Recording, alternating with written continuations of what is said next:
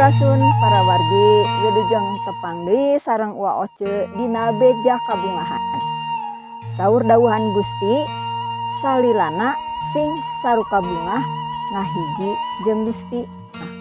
Tapi da kumahanya ayeuna teh nuju pandemi seueur kasusah tapi sing saruka bungah margi suka bungah sanes ku alatan kaayaan anu nyenangkeun, kaayaan anu suka bungah tapi ngahiji sareng Gusti.